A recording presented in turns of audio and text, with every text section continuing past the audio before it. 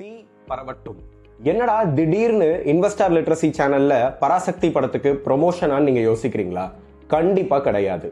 தீ அதாவது ஃபயர்னு நான் ரெஃபர் பண்றது ஃபைனான்சியல் இண்டிபெண்டன்ஸ் ரிட்டையர் ஏர்லி. கேட்கவே எவ்வளோ சுகமா இருக்குதுல. ஆனா இதை அச்சீவ் பண்றது அவ்வளோ சுலபம் இல்லை. முயற்சி திருவினையாக்கும், முயற்றின்மை இன்மை புகுத்தி விடும்னு திருவள்ளுவர் 616வது திருக்குறள்ல அன்னிக்கே சொல்லிட்டாரு. எந்த ஒரு விஷயத்தையும் ஒரு ஃபோக்கஸ்டான ஒரு டிசிப்ளின்டான எஃபர்ட்ஸ் போட்டோம்னா இங்க எதுவுமே பாசிபிள்.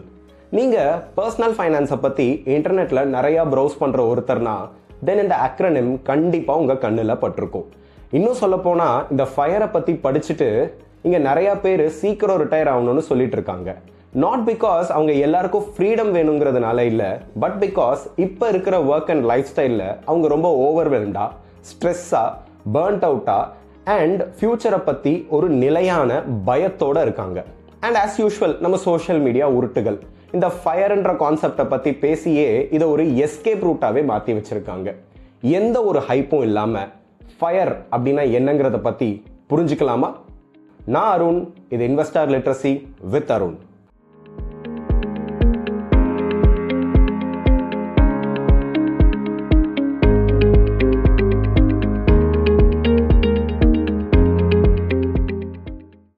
இன்னைக்கு ஃபயரை பத்தி பேசுற முக்கால்வாசி பேர் இதை ஓவர் சிம்பிளிஃபை பண்ணி வச்சிருக்காங்க. பட் ஏர்லி ரிட்டையர்மெண்ட் என்ன அவ்வளோ ஈஸியான விஷயமா என்ன?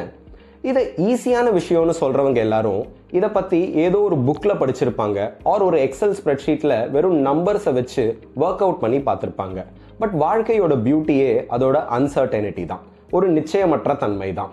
இவங்க அசியூம் பண்றது எல்லாமே இன்கம் ஸ்மூத்தா எந்த ஒரு டிஸ்ரப்ஷனும் இல்லாம க்ரோ ஆகும், எக்ஸ்பென்சஸ் எல்லாம் நம்ம கண்ட்ரோல்ல இருக்கும், ஹெல்த் இஷ்யூஸே வராது, நம்ம பண்ணியிருக்கிற இன்வெஸ்ட்மெண்ட்ஸ் எல்லாமே நமக்கு கோஆப்ரேட் பண்ணும்.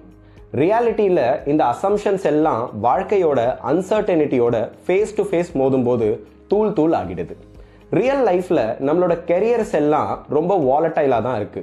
அதுவும் ஏஐயோட டிஸ்ரப்ஷன்னால இந்த கெரியர் வாலட்டாலிட்டி நாளுக்கு நாள் அதிகரிச்சுட்டே தான் போகுது. பொறுப்புகளும் இன்க்ரீஸ் ஆகிட்டே போகுது. அண்ட் ரொம்ப முக்கியமா இன்ஃப்ளேஷன், இதை ஒரு சைலண்ட் டாக்ஸேஷன் சொல்லுவாங்க. அதுவும் அதோட பங்குக்கு நாளுக்கு நாள் நம்மளோட பணத்தோட மதிப்பை குறைச்சி விட்டுட்டே இருக்கு. ஸோ ஃபயர் அப்படிங்கிறது ஏதோ ஒரு புக்ல படிச்சுட்டோ எக்ஸல் ஷீட்ல ஒர்க் பண்ணிட்டோ எடுக்கிற டெசிஷன் இல்லை. இது நம்ம லைஃபை டிசைட் பண்ண போற ஒரு லைஃப் லாங் டெசிஷன்.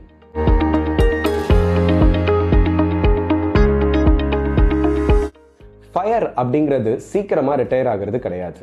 இப்போ நம்ம வாங்கிட்டு இருக்கிற சேலரி ஸ்டாப் ஆனாலும் நம்மளோட கேஷ் ஃப்ளோ ஸ்டாப் ஆகாம கண்டினியூ ஆகிறத உறுதிப்படுத்துறது தான். இப்போ நம்மளோட மந்த்லி இன்கம் 1 லட்ச ரூபான்னு வச்சுக்கோங்க.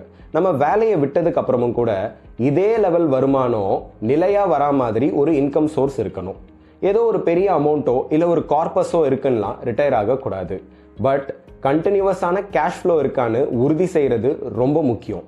இந்த கண்டினியூவஸ் இன்கம் ஃப்ளோ மட்டும்தான் நம்மளோட வாழ்க்கையில நம்மளோட டிக்னிட்டி, அதாவது மரியாதையை காப்பாற்றும்.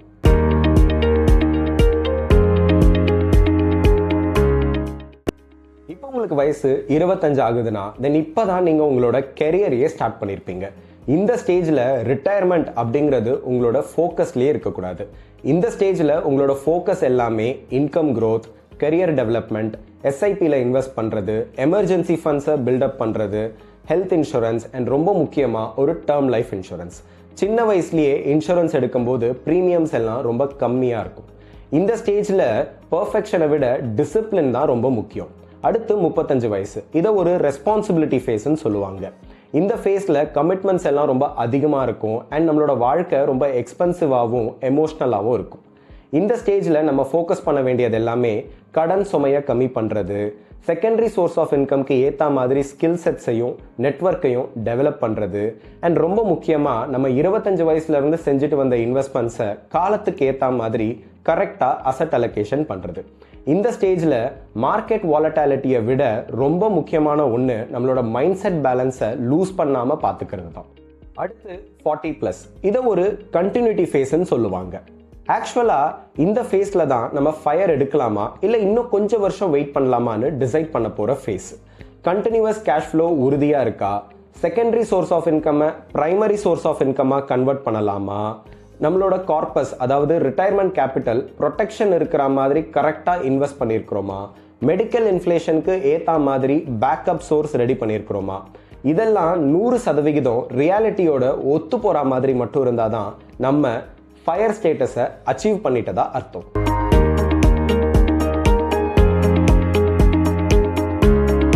சீக்கிரமாக ரிட்டையர் ஆகிறதுனால நம்ம லைஃப்பும் ஹாப்பியாக இருக்கும்னு கேரண்டி கிடையாது. இங்கே ஒரு வேலையை கஷ்டப்பட்டு செய்கிறதுக்கும் இஷ்டப்பட்டு செய்கிறதுக்கும் நிறையா வித்தியாசம் இருக்குது. இந்த ஃபயர் ஃபேஸில் நம்ம செய்கிற வேலை நம்ம மனசார சூஸ் பண்ணி எடுத்த ஒன்றா இருக்கணுமோ தவிர கம்பல்ஷன்னால எடுத்த ஒன்றா இருக்கக்கூடாது.